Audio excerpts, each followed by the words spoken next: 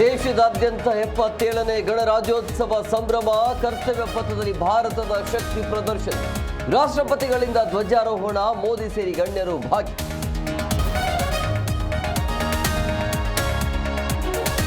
ಮಾಣಿಕ್ಯ ಮೈದಾನದಲ್ಲಿ ಸಂಭ್ರಮಾಚರಣೆ. ಸರ್ಕಾರದ ಸಾಧನೆಗಳನ್ನು ಉಲ್ಲೇಖಿಸಿ ಗವರ್ನರ್ ಭಾಷಣ. ಜಿಲ್ಲೆಯಲ್ಲೂ ರಾರಾಜಿಸಿದ ತ್ರಿವರ್ಣ ಧ್ವಜ.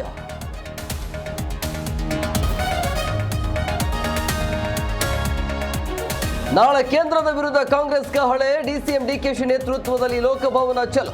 ಬಹಿರಂಗ ಚರ್ಚೆಗೆ ಬರುವಂತೆ ಎಚ್ಡಿಕೆಗೆ ಬಂಡೆ ಸವಾಲು.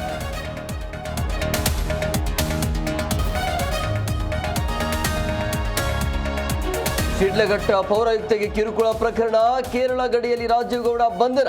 13 ದಿನಗಳಿಂದ ತಲೆಮರೆಸಿಕೊಂಡಿದ್ದ ಆರೋಪಿ ಕೊನೆಗೂ ಅಂದ.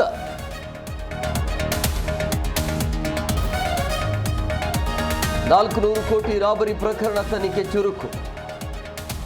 ಬಗೆದಷ್ಟು ಬಯಲಾಗ್ತಿದೆ ಸ್ಫೋಟಕ ಮಾಹಿತಿ. ಗುಜರಾತ್ನ ಪವರ್ಫುಲ್ ರಾಜಕಾರಣಿಗೆ ಸೇರಿದ ಹಣವಂತೆ.